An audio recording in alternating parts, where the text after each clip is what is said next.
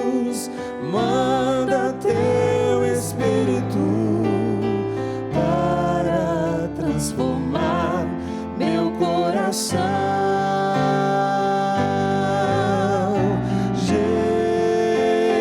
Jesus, manda teu Espírito para transformar meu coração. Boa noite, gente, que alegria! Estamos começando o programa Conhecendo a Palavra com Dom José Antônio Peruso. Quero acolher todos vocês. Você que nos acompanha pelas parabólicas digitais, canais abertos, aplicativo da obra Evangelizar é Preciso, pelo nosso canal do YouTube, separe já a sua caneta, caderno e a Sagrada Escritura, a Bíblia, para aprofundarmos no conhecimento de Deus. Hoje vamos aprender um pouco mais sobre a purificação do templo. Para isso eu passo a palavra para Dom José Antônio Peruso. Olá, telespectador, amigo da TV Evangelizar, telespectadora, William, Vinícius, a nossa querida Joelma e sua voz angelical. Sabe, Joelma, eu acho que você estava lá quando os anjos do céu cantaram para o nascimento de Jesus com esta voz aí. Também o Danilo, nosso novato, esteve da outra vez, hoje também.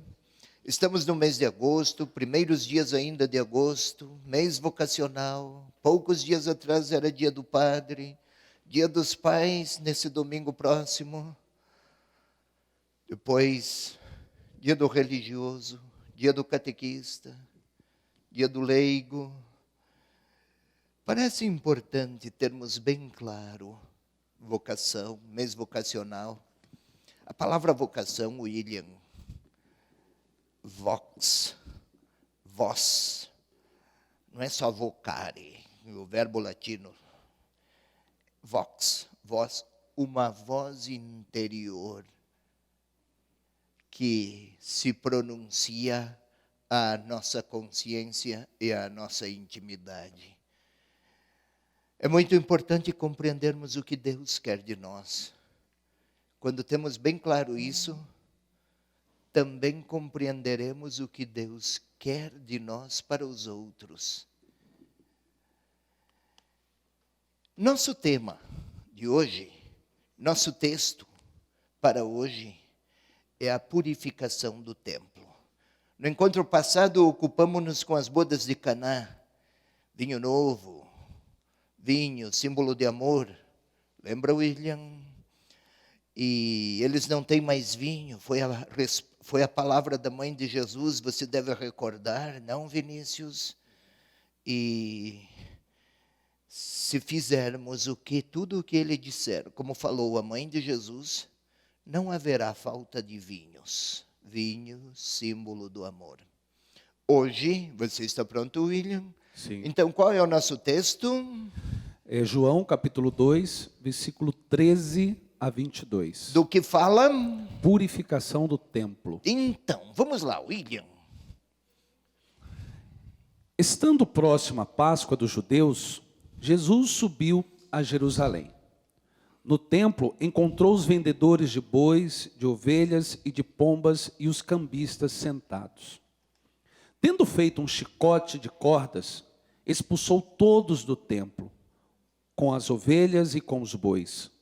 Lançou ao chão o dinheiro dos cambistas e derrubou as mesas.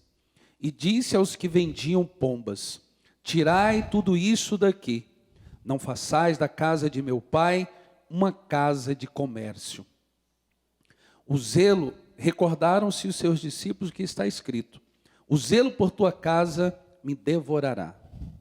Os judeus interpelaram-no, então dizendo: que sinal nos mostras para agires assim? Respondeu-lhe Jesus: destruí este santuário e em 3 dias eu o levantarei. Disseram-lhe então os judeus: 46 anos foram precisos para construir este santuário, E tu levantarás em 3 dias? Ele, porém, falava do santuário de seu corpo. Assim, quando ele ressuscitou dos mortos, seus discípulos lembraram-se de que dissera isso, e creram na Escritura e na palavra dita por Jesus. Então, meu irmão, minha irmã, aí está a purificação do templo. No encontro passado, se você recorda bem, você deve lembrar, William, leu várias vezes no programa passado, que havia lá 6 talhas de água para a purificação dos judeus, não é? Agora chamam a purificação dos judeus, assim se consolidou esse nome ao longo da tradição. Mas mais do que uma purificação, foi um incidente na realidade, porque depois Jesus saiu do templo, no dia seguinte já estava tudo igual. O que foi que houve? Teve efetividade? Valeu a pena ter feito? O que pretende o evangelista com esta narrativa? Vamos tentar entender, porque queremos conhecer a palavra, não para que nossas curiosidades sejam atendidas, mas para que, interpelados pela palavra, também nós não incorramos naqueles erros que moveram Jesus a uma reação ao modo como foi aquela. Vamos então começar com as nossas telas, mas antes eu gostaria de uma explicação que antecede as nossas telas e ao nosso texto. Eu gostaria, William, que você fosse até o livro dos Reis. Primeiro livro dos Reis, capítulo 5, versículo, se eu não erro, é 8 ou 27? 10. Capítulo 27. Tínhamos falado Reis antes. 5, versículo 27. Primeiro livro dos Reis, capítulo 5, versículo 27. Por que eu quero fazer isso, telespectador? Acompanhe um pouco, deixe-me explicar antes que ele comece a ler. Nesse texto, primeiro livro dos Reis, capítulo 5, versículo 27, em seguida, está a falar do rei Salomão que construiu o grande templo, majestoso templo de Jerusalém. Uma obra prodigiosa para as possibilidades da época. E o quanto o templo, por mais majestoso que possa ser, e admirável na sua obra de engenharia e de grandeza a suscitar maravilhamentos, há um risco de fundo. Eu gostaria que você lesse, para que depois fôssemos ao Templo de Jerusalém. Queira ler, por favor. O telespectador não precisa ir ao texto, só vai acompanhar aqui. Estamos no primeiro templo, que não é o templo do tempo de Jesus. Aquele foi reconstruído depois, mas o fato puro e simples de um templo, o grande templo. Que risco pode em tudo isso haver? Vai lá. O rei Salomão recrutou em todo Israel mão de obra para a corveia. Um instante, isso, corveia. O que é corveia? Olhe a ambiguidade e a confusão. Não é na grande edificação que Deus se deixa encontrar. Corveia é trabalho forçado, é escravizar. O rei Salomão quis construir um grande templo em Jerusalém para o Deus que libertara o povo do Egito. Uma homenagem. Estamos falando de templo. Eu quero explicar o risco da ambiguidade se não houver atenção. Releia, por favor, William. O rei Salomão recrutou em todo Israel mão de obra para a corveia. Mão de obra para o trabalho forçado. recrutou, escravizou pessoas para construir um grande templo em homenagem ao Deus libertador. Para homenagear o Deus libertador, escravizou pessoas. Isto no primeiro templo de Jerusalém, aquele de Salomão, que mais tarde foi destruído. No tempo de Jesus, há um templo enorme, belíssimo, para os padrões da época, mas hoje, segundo informações, mensurações possíveis por informações arqueológicas, o templo de Jerusalém, do tempo de Jesus, tinha aproximadamente 100 mil metros quadrados de área construída. Nada mal para aquela época, não é? Quanta homenagem para Yahvé.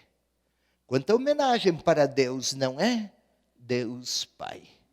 Agora vamos tentar seguir o nosso texto. O episódio da purificação do templo sucede ao sinal de Caná, isto mesmo. 2, 1 a 12, núpcias de Caná. 2, 13 a 22, a purificação do templo. Parecem tão distantes, né? Temas tão distantes, são relatos distintos e distantes, aparentemente, mas eles têm alguns, no conteúdo teológico, tem alguns paralelismos. Vamos tentar observar, por favor. Vamos à outra tela.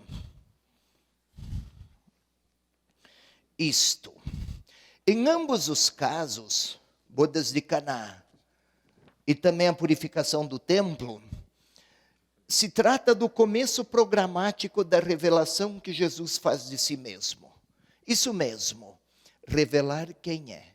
Você está pronto, William? Sim. Como é que termina no capítulo 2, versículo 11? As bodas de Caná. Como é que termina? Você pode recordar, William? Versículo 11. Esse princípio dos sinais, Jesus o fez em Caná da Galileia e manifestou a sua glória, e os seus discípulos creram nele. Isso, telespectador, veja aqui. Em ambos os casos se trata de um começo programático da revelação. Manifestou a sua glória e os discípulos creram nele. Da revelação que Jesus faz de si mesmo. No primeiro caso, das bodas de Caná, o primeiro sinal, então, é chamado sinal, no primeiro episódio, a revelação se dá em forma positiva aos discípulos. Manifestou sua glória e os discípulos creram nele.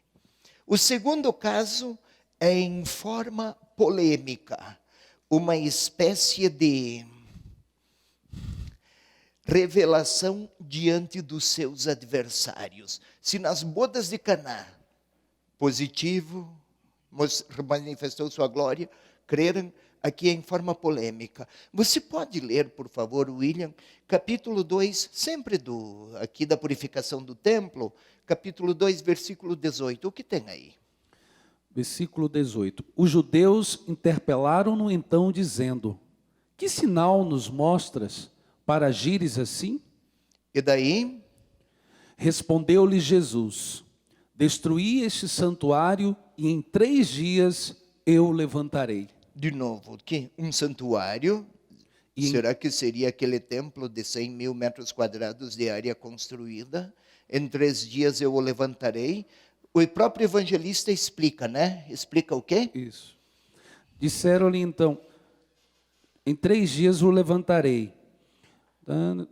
Jesus estava a falar do templo do seu corpo, não é isso? Isso. Então, que versículo é? Queira ler este versículo. Versículo 21. Ele, porém, falava do santuário de seu corpo. Ótimo. Agora voltemos. Se aqui é em forma positiva, bodas de Caná, a revelação aqui está ante os seus adversários. Santuário.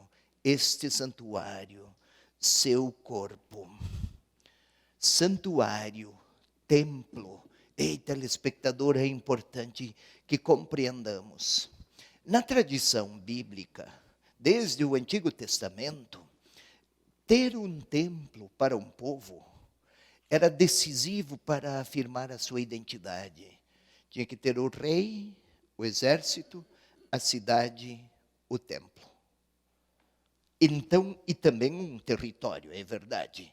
Eis um povo, eis uma nação. Ter um templo em Jerusalém era decisivo para o povo judeu, mas também é assim, a antropologia do Oriente, antropologia religiosa do Oriente. O templo é o lugar onde habita Deus.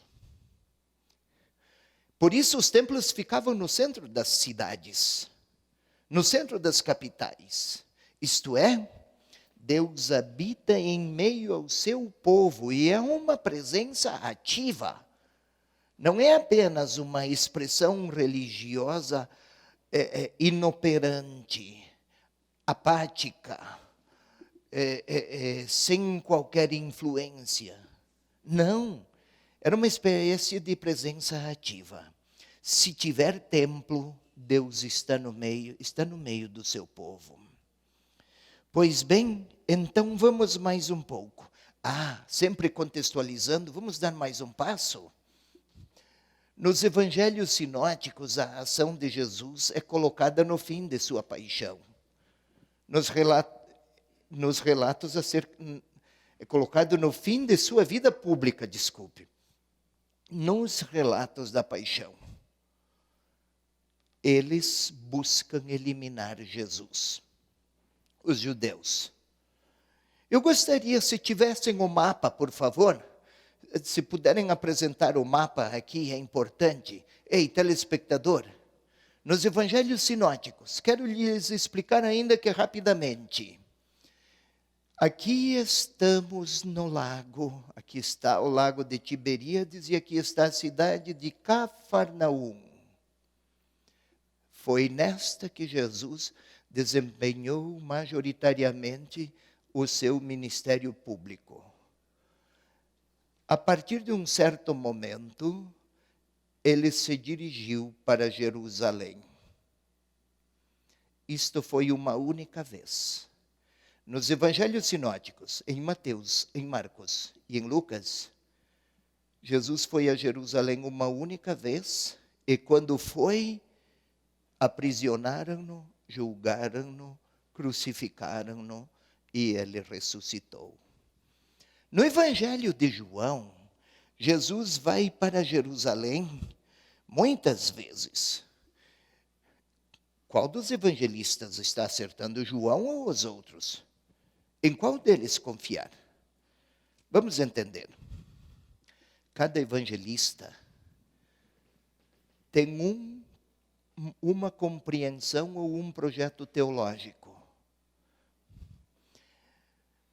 Nos evangelhos sinóticos, é possível que Jesus tenha ido mais do que uma vez. Eles relatam aquela vez em que ele foi e foi julgado e crucificado. Mas ele pode ter ido outras vezes. Eu moro em Curitiba e fui para São Paulo muitas vezes. Mas se quiserem referir um fato da minha vida lá acontecido em São Paulo, vão dizer aquela vez que eu fui a São Paulo que aconteceu aquilo. A mesma coisa no caso de Jerusalém, para exemplificar. Mas depende aqui então da compreensão teológica. No caso de João, Jesus vai, no caso do quarto evangelho, Jesus vai a Jerusalém várias vezes. Os evangelhos sinóticos colocam no fim da sua narrativa a purificação do templo. João põe no começo. Por quê? Na sua teologia importa que Jesus revele a sua missão. Vinho novo para um povo carente de vinho. E purificação do templo, ou apresentar o novo templo, que é Jesus.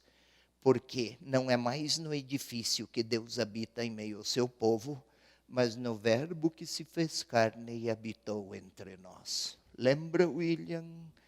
Aqui, telespectador, tomando em apreço o encontro passado. Isto é, a purificação do templo, João a coloca no começo do ministério de Jesus, porque na sua teologia é Jesus o novo templo. Então ele vai até lá, em Jerusalém, sede do grande e majestoso templo de Jerusalém, dizer: agora, para encontrar Deus, não é mais nesse grande edifício, mas destruir este templo e ele será reerguido. Em 3 dias, é na pessoa de Jesus que Deus se deixa encontrar. Faço-me compreender, Danilo? Ei, mostrem o Danilo, por favor. Esse aqui é o nosso, além de músico, é o rapaz que sorri com muita afabilidade. E se ele entendeu, eu fico mais convencido que também o telespectador conseguiu fazê-lo. Ótimo.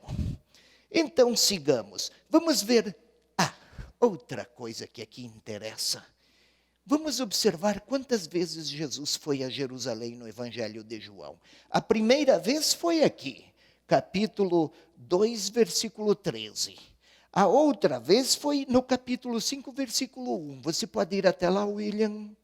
Sim. Depois disso, por ocasião de uma festa dos judeus, Jesus subiu a Jerusalém. E daí ele curou aquele paralítico que havia 38 anos, estava lá na piscina de Betesda, aguardando poder entrar em tempo naquelas águas medicinais para alcançar a cura, e nada conseguia. E o Senhor se aproximou e lhe apresentou a possibilidade. A outra vez foi em 7,14. Você pode ler, William? Sim. Chegando. 7,14. Isto, rápido, porque aí... Quando a festa estava pelo meio-dia, Jesus subiu ao templo e começou a ensinar. Foi lá em Jerusalém. Ele, quando ia a Jerusalém, sempre se apresentava no templo. Capítulo 10, 22. Olha aí, você está passeando pelo Evangelho e chegamos a 5 idas de Jesus a Jerusalém. Vai lá. Houve então a festa da dedicação em Jerusalém. E daí, mais um, 12, 12. 12, 12. Uhum. No dia seguinte, a grande multidão que viera para a festa, sabendo que Jesus vinha a Jerusalém. Nossa, por que eu estou aqui citando essas várias vezes que foi? Parece só informação sem importância? Não. É que cada vez que Jesus vai a Jerusalém, ele quer falar de Deus e fala. E surge sempre um conflito com as autoridades judaicas. No templo apresentam Deus de um modo, Jesus apresenta de outro. Com qual vamos ficar? É isso que o evangelista quer que o seu leitor compreenda. Em Jesus, Deus se deixa encontrar. Não é mais no majestoso edifício, agora se fez carne e está entre nós. A gente continua depois, porque o relógio não para aqui na TV Evangelizar. Não sei se para aí na sua casa, mas aqui ele corre mais do que o normal. O que fazer? Eu quero lembrar você, telespectador, mês de agosto nós estamos na 5ª etapa da campanha da Santa Chagas. Lembrando, a campanha da Santa Chagas é uma campanha de expansão da TV Evangelizar, do sinal da TV Evangelizar.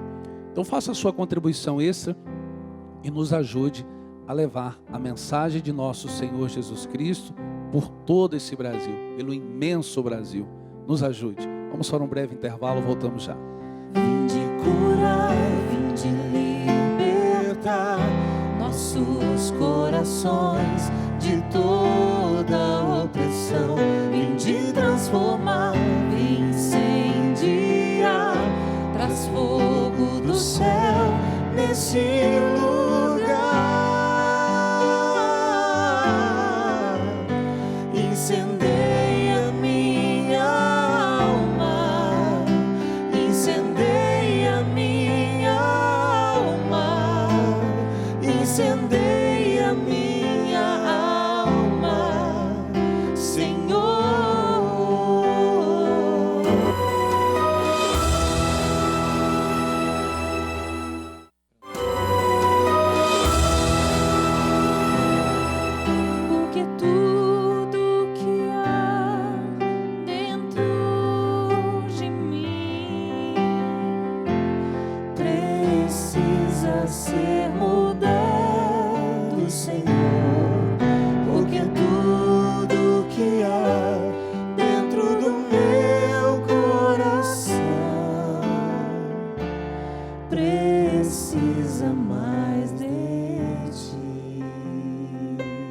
Estamos de volta com o programa Conhecendo a Palavra, e esse é o momento de enviar aqui a nossa saudação a tantas pessoas pelas redes sociais. Inclusive, se você ainda não curtiu a nossa página, entre lá no seu Facebook, TV Evangelizar, dê um curtir aí na nossa página e acompanhe. Quero mandar um abraço para Maria Aparecida. Ela diz assim: sou de João Pinheiro, Minas Gerais, mas moro numa vila a 50 quilômetros chamada Vila São Sebastião.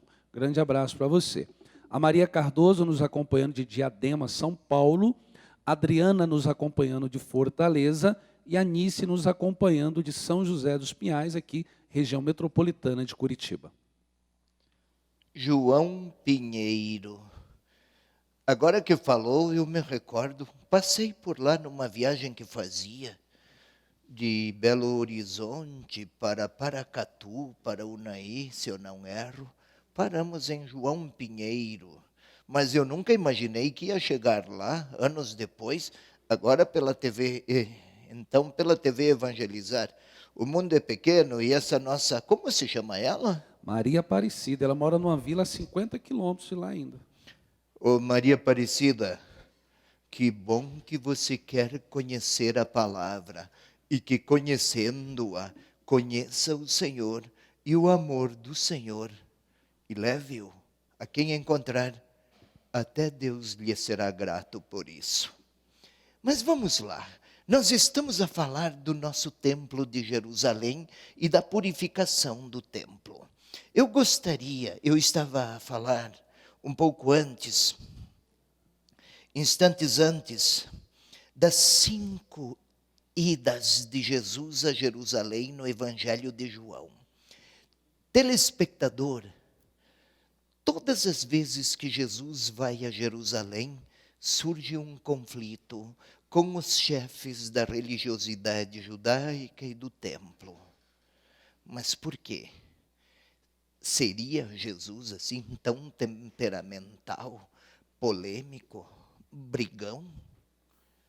Por que tanta conflitividade? Não é que Jesus fosse alguém psicologicamente perturbado. Amava a verdade de Deus e gostaria que o nome de Deus nunca fosse desfigurado, para que os filhos do seu povo, do povo de Deus, compreendessem a grandeza do seu amor reconciliador. E no templo, nas instituições religiosas, não só daquela época, interpunham-se muitos interesses humanos, também de teor egoísta, que desfigurava a verdade de Deus. Vamos lá, eu gostaria, você leu há pouco, William 2,13, Jesus foi ao templo de Jerusalém e o combate foi por quê? O contraste foi por quê? Porque fizeram o que fizeram lá no templo. Quando Jesus foi na segunda vez para Jerusalém, ele purificou aquele homem que estava na piscina, à beira da piscina, e foi num dia de sábado que Jesus orientou aquele homem, curado que estava: levanta-te, toma o teu leito, vai. No dia de sábado não podia fazer isso. Então Jesus transgrediu a lei. Eis outro conflito. Depois, 7,14, e aí depois deu o capítulo 8, o capítulo 9, foi Jesus andou curando aquele cego de nascença. E por causa disso, os judeus, os chefes, não falemos os judeus, os chefes do templo e da religiosidade da época, eles contestaram como podia Jesus fazer aquilo e oferecer, fazer o prodígio que fizera, se não era um observante das regras religiosas. Outra conflitividade. No capítulo 10 e depois capítulo 12, aí entra na ida a Jerusalém o fato de Lázaro, que Jesus o ressuscitara, e daí então decidiram eliminar Jesus. Não é que Jesus gostava de conflitos e de confrontos. é que o seu modo e o modo como ele apresentava Deus era de tal maneira misericordioso e gratuito, que todo aquele aparato institucional mais servia para o poder humano através da religião do que revelação do rosto, da face, da bondade de Deus. Um Deus Pai. Agora nós vamos começar a observar os versículos. Vamos lá, capítulo 2, versículos 13 e 14. Já estão aqui. Você pode ler, William? Sim. Estando próximo à Páscoa dos judeus, Jesus subiu a Jerusalém. No templo encontrou os vendedores de bois, de ovelhas e de pombas e os cambistas sentados. Vamos tentar compreender isso daqui. Parece apenas uma notícia. Depois veremos os versículos seguintes. A próxima Páscoa. Jesus subiu a Jerusalém. Era obrigatório, se possível, que se empenhassem todos os que pudessem, fossem a Jerusalém por ocasião da Páscoa. Claro, evidente, não era possível sempre. De qualquer forma, era muito grande o afluxo de pessoas da Palestina e de fora dela, do mundo conhecido de então, de toda parte iam para lá. Tem até um exegeta e um historiador, Joaquim Jeremias, tem um livro antigo, Jerusalém no tempo de Jesus. Ele explica que Jerusalém tinha mais ou menos 50 mil habitantes. Não sei dizer como encontrou esse número. 50 mil habitantes, aproximadamente. Nos dias da Páscoa, 125 mil habitantes, aproximadamente. Olha o que movimenta de dinheiro tudo isso. Especialmente o templo, que era o centro de tudo. Tudo gravitava em torno do templo. Pois bem, e está errado? Claro que mobiliza pessoas, hospedagem, alimentos. Mas não é esse o problema aqui. Continuemos. Por dia, eram oferecidos nos dias de Páscoa aproximadamente 18 mil animais. Ou desculpe, eu estou exagerando, não por dia. Para o dia, a totalidade dos dias da Páscoa. Entre bois, ovelhas e pombas. Bois para quem tinha dinheiro, ovelhas para quem tinha um pouco menos, e pombas, passarinhos, para quem era pobre. Mas 18 mil ofertas em animais que eram sacrificados, queimados em holocausto, subia em forma de fumaça para Deus, uma parte ficava para as pessoas que ofereciam numa espécie de comunhão. Deus recebe mediante a fumaça que sobe, e quem fica, come daquela carne e estão em comunhão. Como duas pessoas tomam chimarrão juntas, ou tomam um cafezinho juntos. Dois inimigos não tomam cafezinho juntos, não tomam chimarrão juntos, não comem um lanche juntos. Os dois comem da mesma comida, da mesma bebida, somos iguais, somos irmãos. No caso de Deus, não é propriamente de irmãos, mas de um Deus com quem o oferente, o ofertante, entra em comunhão e entra em reconciliação. Pois bem, Jesus foi ao templo e não encontrou lá no templo quem buscasse a Deus, mas encontrou quem se servia do nome de Deus para acumular lucros. Vamos lá? Vendedores de bois. Quanto mais calendários religiosos, mais bois sacrificados, mais lucros apurados. O mesmo vale para as ovelhas. Pombas.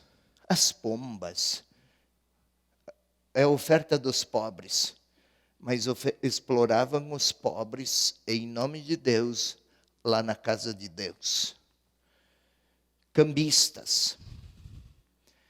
Era proibido oferecer a Yahvé no templo uma moeda estrangeira, porque era de um povo pagão, não era do povo de Deus. Então quem morava fora da Palestina, vinha de fora, vinha com as moedas de fora, fazia o câmbio, havia grandes lucros para depois fazer suas ofertas a Deus.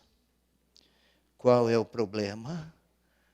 O centro não é mais Deus, mas é os cifrões que o templo rende.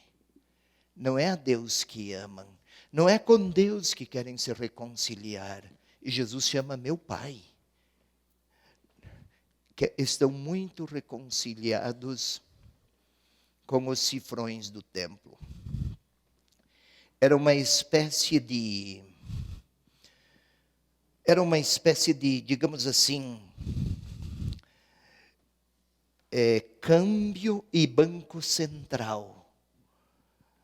Tudo em torno, conduzido por alguns oligarcas, por pequenos grupos. Coisas também com traços de corrupção, coisas só daquele tempo, William. Depois foi vencido, sorte, ninguém mais desfigurou nada, né? Então, corrupção também nunca mais houve, tudo já foi superado, não é? Especialmente aqui no nosso país, não é, telespectador? Deixemos as ironias e voltemos aqui. Vamos ao outro versículo. Tendo feito um chicote de cordas, expulsou todos do templo, com as ovelhas e com os bois, lançou ao chão o dinheiro dos cambistas e derrubou as mesas. Aqui eu escrevi cambitas porque eu errei. Telespectador, não me julgue e não me puna. Foi falha. Até os cabelos já se foram, então um Szinho que falta foi-se junto com os cabelos. Perdoe-me. Mas então, chicote. Como chega Jesus? Se não é o responsável pelo templo, toma um chicote e começa a espalhar tudo aquilo. Que confusão. Queira ir a Zacarias, profeta Zacarias, capítulo 14, versículo 21. O profeta Zacarias foi um profeta dos últimos tempos de Israel, antes do Messias, antes do Novo Testamento, um dos últimos do Antigo Testamento. Ele anunciava que o Messias estava próximo. E este Messias, entre outras coisas, ele viria com um chicote. Por quê? Para golpear e punir todos os que eram adeptos de más práticas, de comportamentos que distanciavam o povo de seu Deus. Queira ler, William. Toda panela em Jerusalém e em Judá será consagrada a Yahvé dos exércitos. Todos aqueles que oferecem sacrifícios virão, tomá-las-ão e cozinharão nelas. Não haverá mais vendedor na casa de Yahvé dos exércitos naquele dia. Quando chegar o Salvador, já não mais se venderá, se mercantilizará, se comerciarão as relações com Deus. Tudo será gratuidade. O chicote é um gesto messiânico. É uma maneira de deixar no templo só aquilo que aproxima as pessoas de Deus e aproxima Deus de seu povo. Tudo o que aproxima o povo de seu Deus e Deus do seu povo, isto é para ficar no templo. Tudo o que se interpõe e que prejudica a genuinidade desse intercâmbio relacional, Deus e seu povo, isso deve sair. E o chicote do Messias, quando ele vier, é para esta purificação. E esse gesto está ligado a esta linha profética de separar aquilo que desfigura a imagem do próprio Deus. Vale a pena aqui consultar um outro dado, que fez parte de todo o antigo Israel e que foi uma dificuldade grande. Vai, por favor, em Isaías capítulo 1, versículos 11 a 17. Precisamos entender qual é o risco do culto sem vida coerente com aquilo que se diz crer. Observemos, não é só do tempo de Jesus a problemática do templo e do culto. É bem antes. E é uma dificuldade para toda a humanidade, inclusive para nós, que poderíamos nos enaltecer das grandes realizações materiais e sucessos religiosos, mas não necessariamente aproximar o amor de Deus de seu povo e o povo do amor de seu Deus. É isto que nos toca como ministros do culto, como ministros do amor de Deus. William. Que me importam os vossos inúmeros sacrifícios, diz Yahvé. Estou farto dos holocaustos de carneiro e de gordura de bezerros cevados. Isto é o livro de Isaías, é antigo. Toda essa dinâmica cultica, sem coração, até Deus se enfastia. Segue. No sangue de touros, de cordeiros, de bodes, não tenho prazer. Quando vindes à minha presença, quem vos pediu que pisasse meus átrios? Basta-te trazer-me oferendas vãs, elas são para mim incenso abominável. Lua nova, sábado, e aí continua. Lua nova é calendários que tinha, ou seja, o profeta, o ato de Jesus no templo de Jerusalém, é toda aquela purificação, insere-se na linha do que já fizeram os profetas em outros tempos, e é uma problemática que perdurou pelos séculos. Só para concluir, aí o versículo 17 diz assim: aprendei a fazer o bem, buscai o direito, corrigi o opressor, fazei justiça ao órfão, defendei a casa da viúva. E mais adiante, e então podereis vir ao templo e oferecer vossos sacrifícios. Versículo 18. Isso. Versículo 18. Leia 17 e Então leia assim, 18. 17 e 18. Aprendei a fazer o bem, buscai o direito, corrigi o opressor, fazei justiça ao órfão, defendei a casa da viúva. Então assim poderemos discutir, diz Yahvé, ainda que vossos pecados sejam como escarlate, tornar-se-ão alvos como a neve. Se buscardes a justiça, se cuidardes do pobre, até os pecados, escarlate, vermelho, tudo isso será esquecido e tudo será branco. O branco é a imagem da presença e da ação de Deus. Se houver amor pelo fraco e pelo pobre, então o sacrifício tem sentido. Se faltar, então é fazer da casa de meu pai apenas um lugar de lucro. É desfigurar o coração de Deus. Ou então, você pode ver Isaías 58, versículos 1 a 2. Ei, telespectador, para que compreendamos o gesto de Jesus no templo, que parece um revoltado, intromissivo, rebelde, prepotente, que repentinamente aparece lá e faz toda a celeuma e toda a confusão que realizou. Não é isso.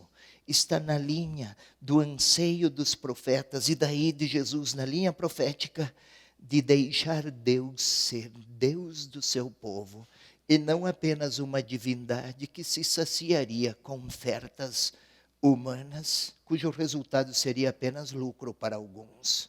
Vai. Grita a plenos pulmões, não te contenhas, levanta a tua voz como trombeta e faz ver ao meu povo a sua transgressão, a casa de Jacó o seu pecado. É a mim que eles buscam todos os dias, mostram interesse em conhecer os meus caminhos, como se fosse uma nação que pratica a justiça, que não abandona o direito estabelecido pelo seu Deus. Como se fosse, buscam, fingem buscar. Era esta a realidade lá do templo. E o Senhor, quando vai pela primeira vez, se em Caná faltava vinho, ofereceu vinho. Em Jerusalém falta coerência e pureza, então opera como purificador da casa de meu pai, como ele assim define. Vamos à outra tela, por favor. Mais um passo. Você pode ler, William, o versículo 16? Sim. E disse aos que vendiam pombas: tirai tudo isto daqui, não façais da casa de meu pai uma casa de comércio. Opa! Nunca alguém se apresentara com esta reivindicação. Considerar o templo como casa de meu pai. É assim e é este o motivo pelo qual o Senhor agiu com a veemência que agiu. Casa de meu pai. Jesus fala em nome próprio. Casa de meu pai. Não façais da casa de meu pai uma casa de comércio. É o mesmo edifício.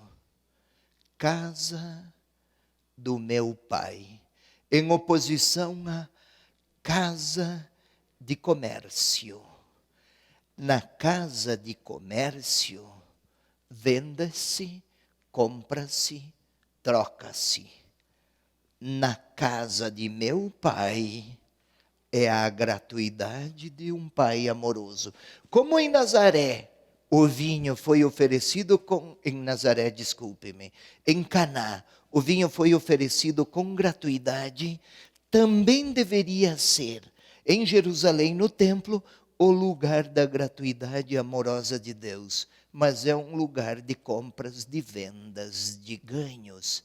O que é para ser amor, amor e gratuidade de Deus, recebeu um novo perfil desfigurado. Lugar para quem pode ganhar e outros que se submetam a compras e vendas. Eu já tinha falado, com holocaustos e sacrifícios se busca a reconciliação, como se comprasse a reconciliação com Deus. Daí quem tem mais poder de compra, quem tem mais cifrões, teria então também mais intimidade com o Senhor da vida, da existência, da história. Em Caná, a purificação fora com a água das talhas. Em Jerusalém, se pensava que se fazia com os sacrifícios. Casa. Outro elemento importante que vale considerar. Casa de meu pai. A casa denota estabilidade. Casa do meu pai, casa de comércio. Isto significava que havia já muito tempo que se exploravam os pobres com o nome de Deus, e isto rendia cifrões para os sacerdotes de Jerusalém. O lugar no qual Deus deveria ou era destinado para que Deus revelasse a sua glória e o seu amor, se tornou espaço de abuso e de poder.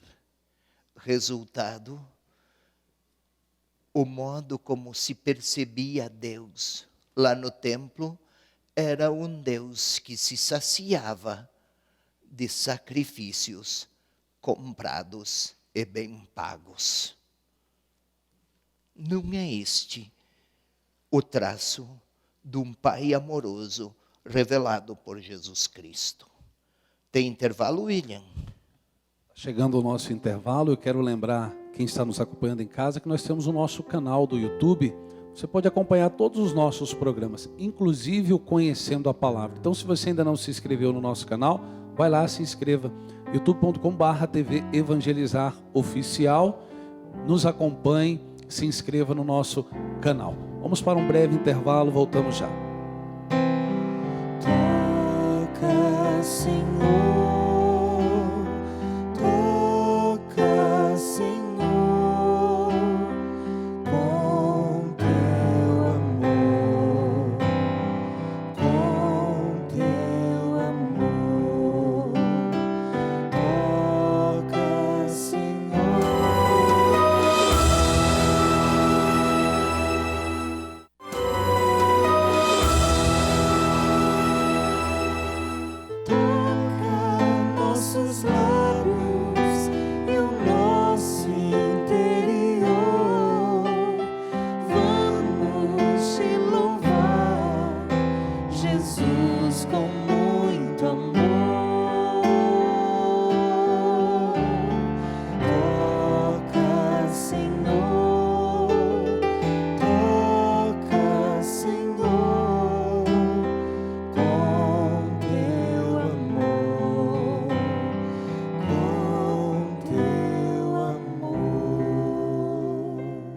Estamos de volta para o terceiro e último bloco do programa Conhecendo a Palavra. Quero aqui mandar um grande abraço para Jane Mendes de Itaúna, Minas Gerais, nos acompanhando.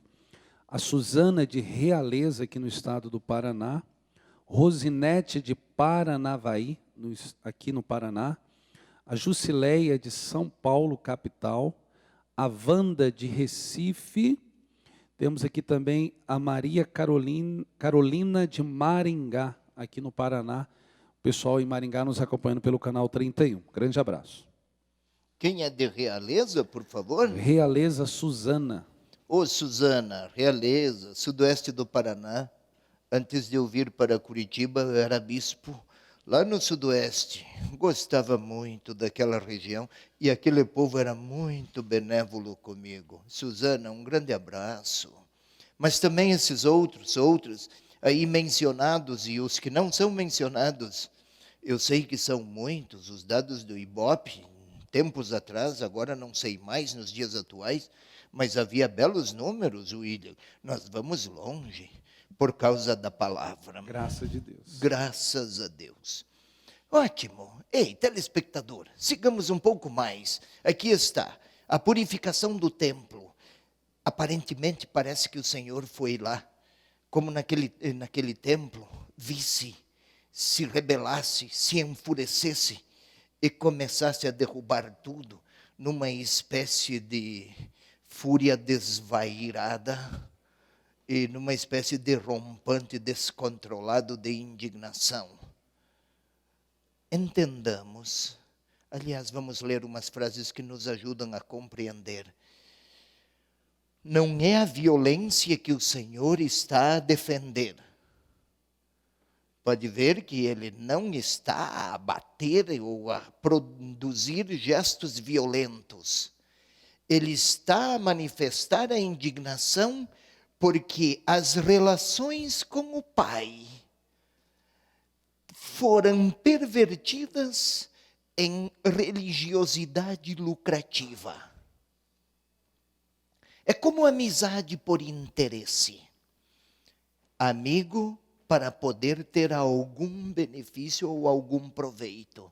Gostaria você de amizades deste tipo?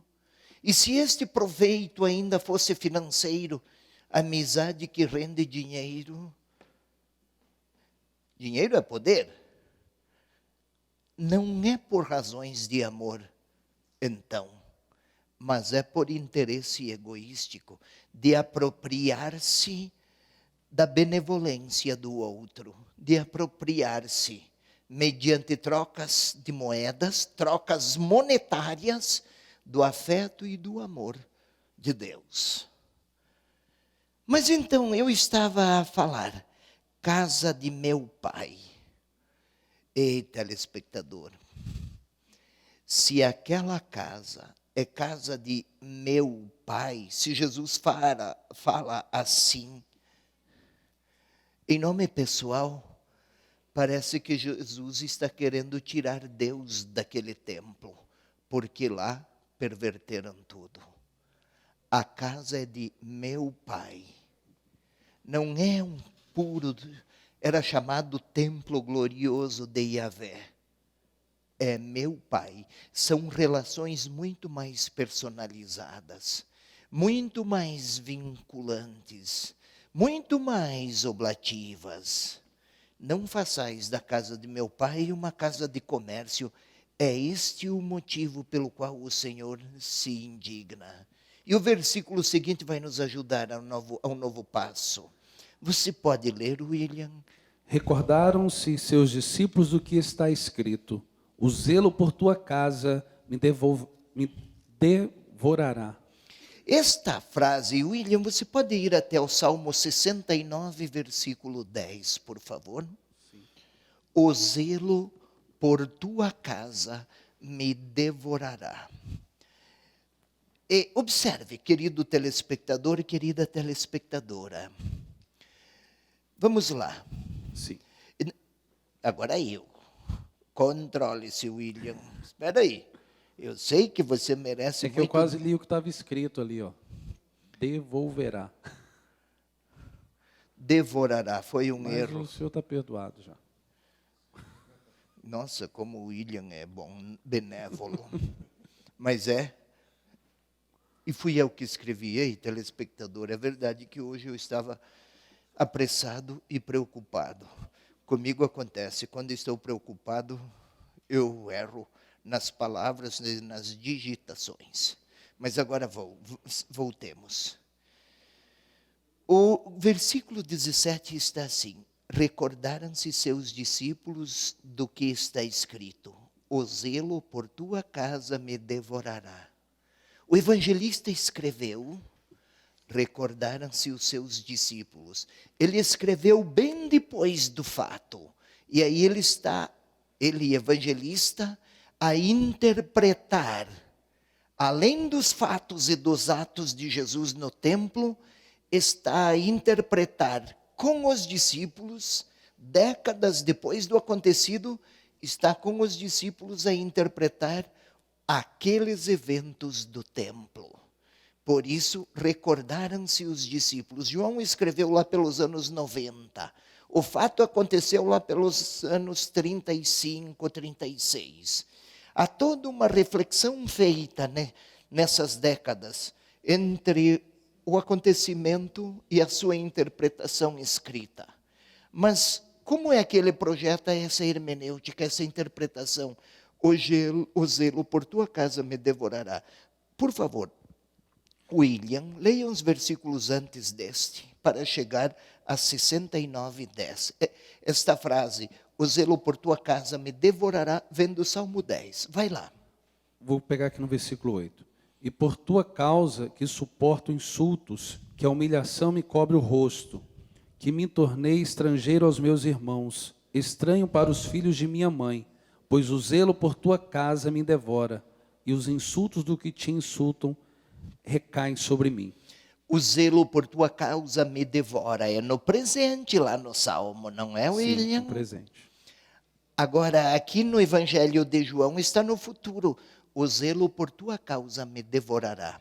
O Salmo 109, querido telespectador, ou melhor, o Salmo 69, estou cansado já, olha aí eu erro.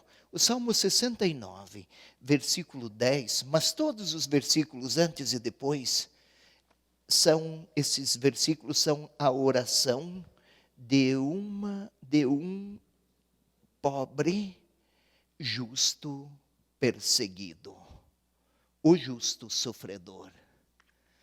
No seu salmo, ele reza: sou humilhado, porque o zelo por tua casa, Senhor, me devora. Agora voltemos.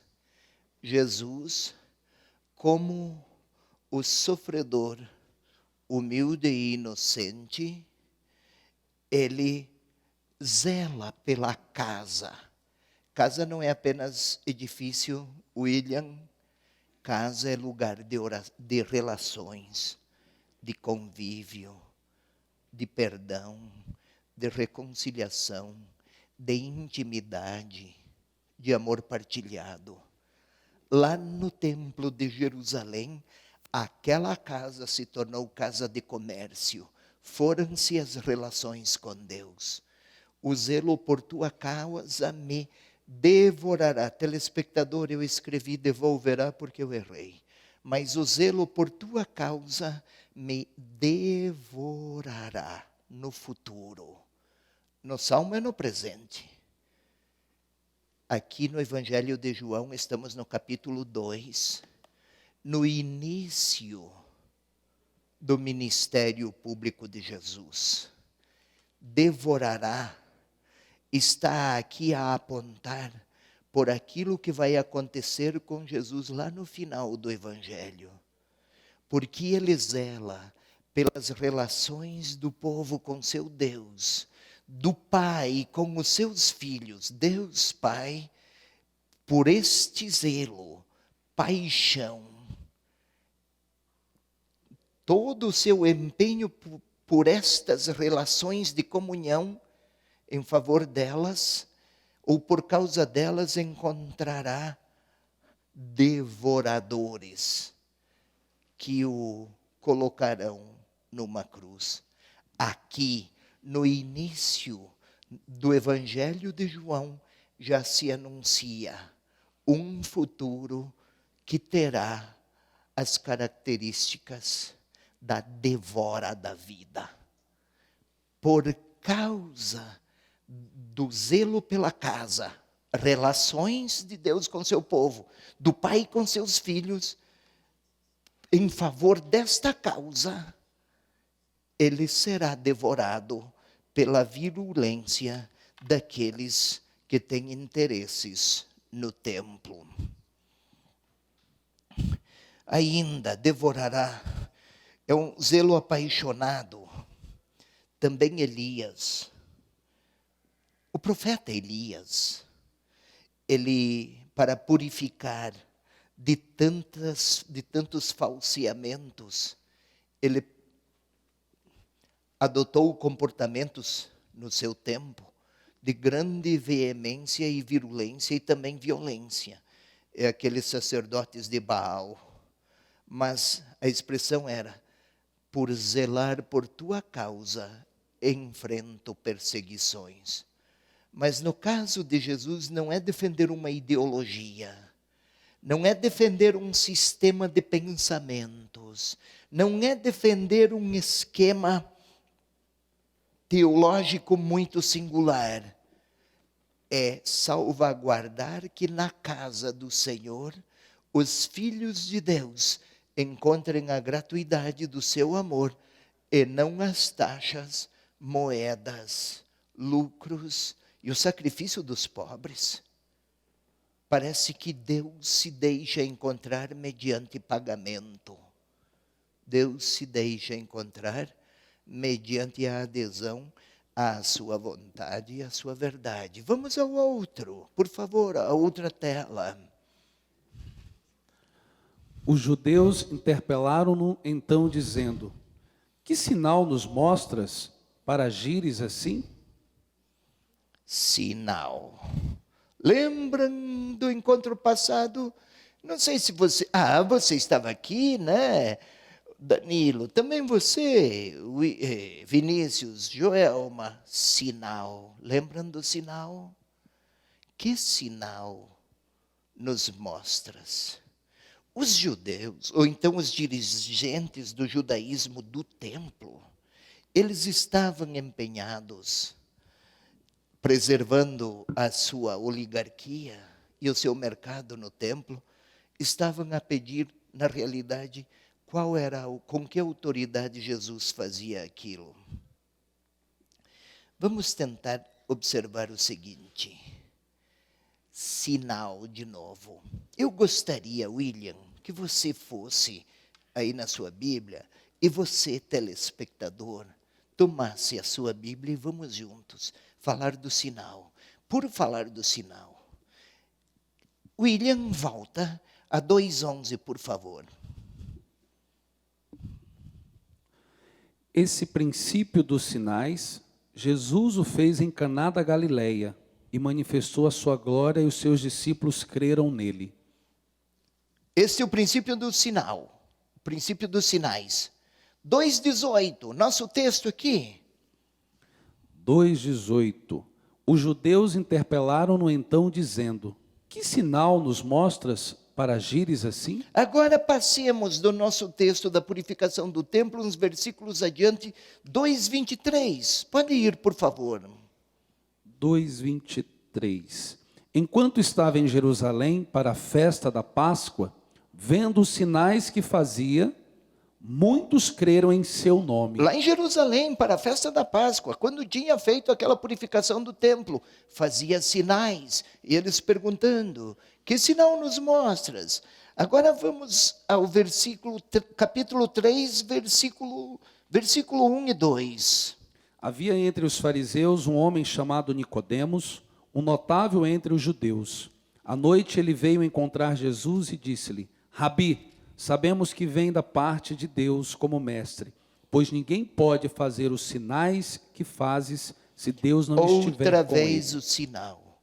Jesus em Jerusalém, o povo viu e muitos creram, os sinais que fazia. Agora Nicodemos informa: ninguém pode fazer os sinais que fazem se não vier de Deus. E os do templo a perguntar: que sinal nos mostras para agires assim? Ou seja, queriam questionar sobre credenciais, porque o interesse era não apresentar um outro rosto de Deus, a não ser aquele Deus do templo, cujo culto era rentável para quem pretendia ter Deus, o nome de Deus, sob suas unhas e revestido dos cifrões que o templo rendia. Era esta a grande centralidade, a centralidade da problemática, e por isso Jesus reagiu. E o nosso, então, sobre o sinal, vamos lá, a outra tela. Respondeu-lhes Jesus: vai. Destruí este santuário e em 3 dias eu o levantarei. 3 dias. Opa! Este santuário. Destruí este santuário.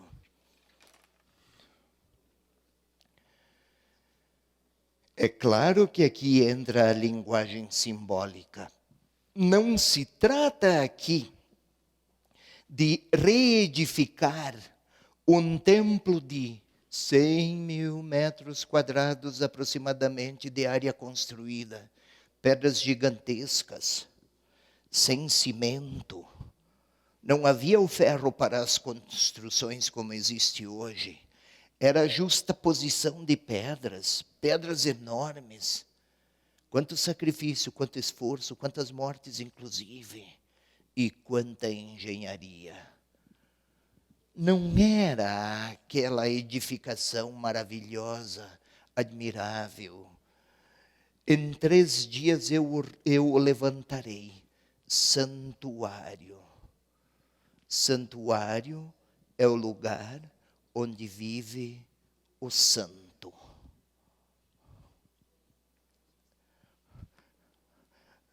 Observemos, e aí para falar do nome de Deus, destruam este santuário. A primeira leitura parece o edifício. E aí vem a explicação do evangelista no versículo seguinte. Vamos lá, por favor. Respondeu-lhe Jesus: destruí esse santuário, em 3 dias eu levantarei. E daí? Disseram-lhe então os judeus. Por favor, a outra tela. Isso, vai lá, William. Disseram-lhe então os judeus: 46 anos foram precisos para se construir esse santuário, e tu levantarás em 3 dias? Exatamente, porque parece que não querem entender. É evidente que o edifício, escrito ao longo de muito tempo, não é disso que Jesus fala, pretendendo aí fazer um prodígio extraordinário de construir algo de grande para mostrar sua força. A potência dos poderosos ele nunca ofereceu uma contrapotência ou uma onipotência violenta. Diante de quem tem poder de construir um templo daquele porte, a sua resposta tem outra característica. E aí o outro versículo vai nos ajudar. Vamos observar. Ele, porém, falava do santuário de seu corpo. Seu corpo. Parece importante que tenhamos isso presente diante dos olhos. O corpo do Senhor. O Verbo se fez carne. O corpo daquele que tinha purificado o templo. O Verbo se fez carne. Lembram em João 1,14? Vez por outra, por todo o Evangelho de João, aparecerão acenos a frases e os conteúdos do prólogo. Agora aqui, o templo do seu corpo. Vale observar. Aqui estamos no início do Evangelho. 2:21. William, você pode ir até 19:31, por favor? Sim. Sempre 19:31 do Evangelho de João, por favor. Vamos lá, 19:31. Isso. Como era a preparação, os judeus, para que os corpos não ficassem na cruz durante o sábado, porque esse sábado era grande dia, pediram a Pilatos que lhes quebrassem as pernas e fossem retirados. O corpo, e foi também no caso de Jesus. Aí transpassaram-lhe o peito e saiu sangue e água. Lembram? Ao longo da história foi interpretado o amor do Senhor. Água, vida. Batismo. Sangue, doação. Entrega de si. Então, no santuário do corpo, no edifício, Deus se deixa encontrar.